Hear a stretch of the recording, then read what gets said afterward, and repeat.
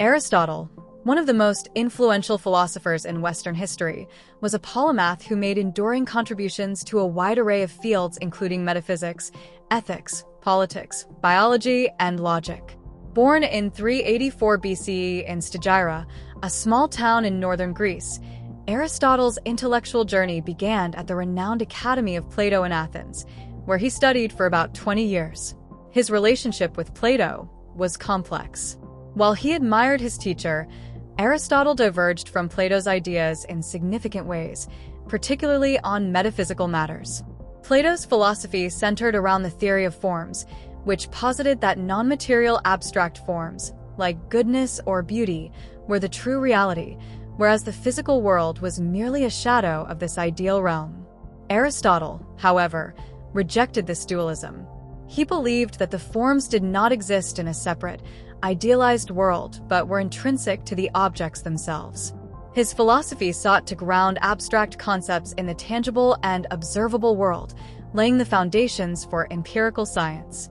After Plato's death, Aristotle left Athens and spent some years traveling, studying biology, and eventually serving as a tutor to Alexander the Great.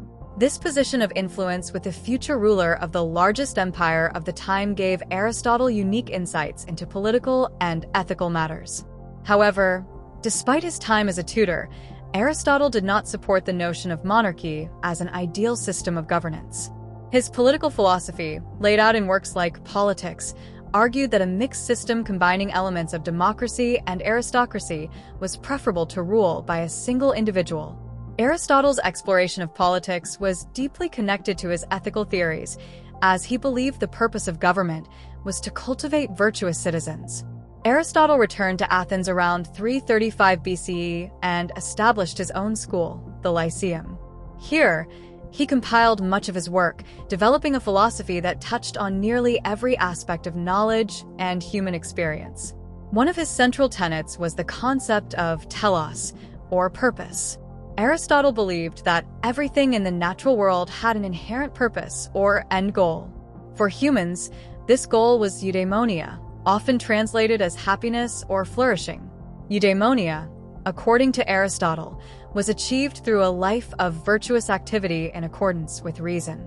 His ethical theory, known as virtue ethics, differs significantly from other moral frameworks like utilitarianism or deontology.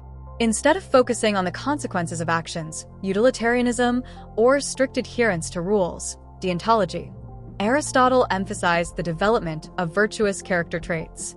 He believed that virtues, such as courage, temperance, and generosity, were habits that one cultivated through practice. Virtue lay in finding the golden mean between extremes. For example, courage is the mean between recklessness and cowardice. Aristotle argued that living a virtuous life would naturally lead to happiness because virtue is in accordance with human nature. Aristotle's work on logic was equally groundbreaking. His Organon introduced formal logic, a system for analyzing arguments and reasoning. He developed syllogism, a deductive reasoning method where conclusions are drawn from two or more premises. For example, if all humans are mortal and Socrates is human, then one can deduce that Socrates is mortal. This system of logic remained largely unchallenged for centuries and laid the groundwork for much of modern logic and scientific inquiry. Beyond logic and ethics, Aristotle made significant contributions to the natural sciences. His observations on biology were extensive and meticulous, based on the examination of more than 500 species of animals. While his conclusions were not always accurate, he believed, for instance, that life could spontaneously generate from non-living matter. His empirical approach was revolutionary for its time. Aristotle's emphasis on observation and classification influenced the development of the scientific method centuries later. In the realm of metaphysics, Aristotle introduced the concept of substance, which he defined as the combination of matter and form. Every object, according to Aristotle, is a composite of matter, what it is made of, and form, its structure or essence. For example, a statue might be made of bronze, its matter, but its shape and the concept of it being a statue is its form.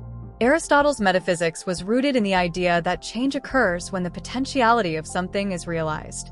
For instance, A block of marble has the potential to become a statue, and when it is sculpted, that potential becomes reality. Aristotle's work on aesthetics, particularly in his treatise Poetics, is another area where his influence has been profound. He believed that art, particularly tragedy, served a cathartic function. Tragedy, according to Aristotle, allows audiences to experience emotions like pity and fear in a controlled environment, which helps them to achieve a state of emotional clarity or catharsis.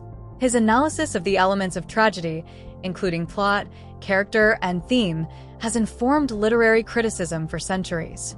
While Aristotle's influence on the intellectual world was vast, his ideas were not without their limitations. His views on women, for instance, were reflective of the deeply patriarchal society in which he lived.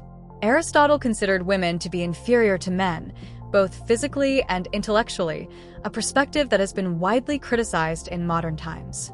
Similarly, Aristotle's justification of slavery, which he regarded as a natural institution necessary for the functioning of society, has been condemned by later generations. These aspects of his philosophy reveal the limitations of even the greatest thinkers when they are embedded within the cultural and moral norms of their time. Nevertheless, Aristotle's influence endures to this day. His works were rediscovered in the Middle Ages and became central to the philosophy of scholars such as Thomas Aquinas, who integrated Aristotelian thought with Christian theology. His ideas laid the groundwork for many disciplines, from the natural sciences to ethics and politics, and his empirical approach to knowledge became the bedrock of modern scientific inquiry. Aristotle's philosophy also emphasizes the importance of balance in life. Whether in ethical matters or political systems, he sought moderation and harmony.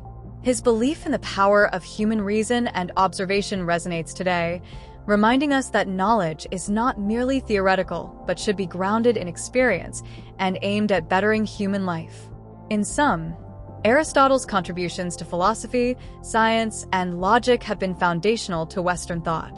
His legacy is a testament to the enduring relevance of questioning the world around us, seeking knowledge, and striving for a balanced, virtuous life.